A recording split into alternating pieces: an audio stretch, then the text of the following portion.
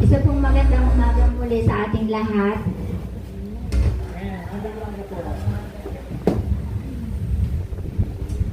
Kayo po ba ay, na-bless po ba tayo lahat ngayong araw na ito, ngayong oras na ito, ngayong umaga na ito? Opo, totoo po yun. Tayo pong lahat ay nabibless. Dahil ang Panginoon ay nasa buhay palagi natin, nasa puso natin. Tayo ay naririto upang tayo ay magpalinis, gawin nating sagrado yung ating puso para sa ating Panginoon. Tayo ay nagpapakumbaba na humingi tayo ng tawad sa ating mga kasalanan, sa isip, sa salita at sa gawa. At siyempre patuloy tayong dumadalangin sa Panginoon na patuloy niya tayong pagkalooban ng kaunawaan, ng kaalaman, ng karunungan. Lahat ng bagay na hinihiling natin sa Panginoon ay possible na ibigay niya sa atin. At ganoon din yung mga bagay na hindi natin inaasahan, higit na ibinibigay sa atin ng Panginoon. Dahil alam ng Panginoon na kailangan natin yun sa ating pang-araw-araw na buhay. Ano po? Ako po ay naririto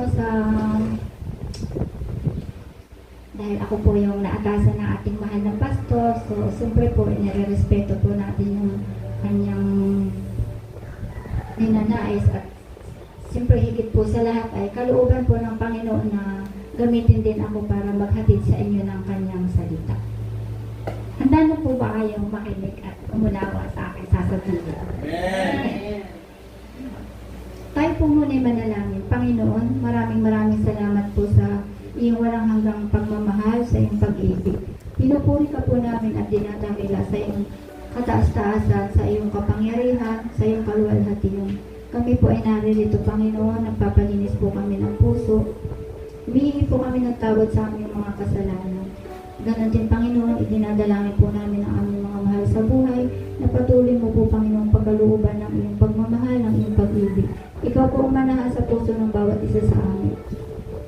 Gawin mo po, Panginoon, kaya-aya ito para sa iyo. Patuloy po, Panginoon, po kami humihingi ng karunungan, ng kaalaman. Patuloy mo po, Panginoon, po kaming i-guide sa mga landas na aming tatahakin. Ikaw po maging ilaw namin, Panginoon, sa aming madilim na tatahakin sa aming buhay. Ikaw po ang aming maging liwanag, Panginoon. Patuloy po, Panginoon, po kami sumasandal sa iyo. Patuloy po kami umaasa sa iyo, Panginoon. Patuloy po, Panginoon, po kami nagtitiwala at nananalig sa iyo, Panginoon, na ikaw lamang po ang aming Panginoong tagapagligtas. Magpapot ngayon, magpakailan at magpasawalang hanggan. At ang lahat ng ito, Panginoon, ay aming po itinataas sa iyo, Panginoon. Amen. Bago po tayo dumako sa aking kaunting ihahayag sa inyo,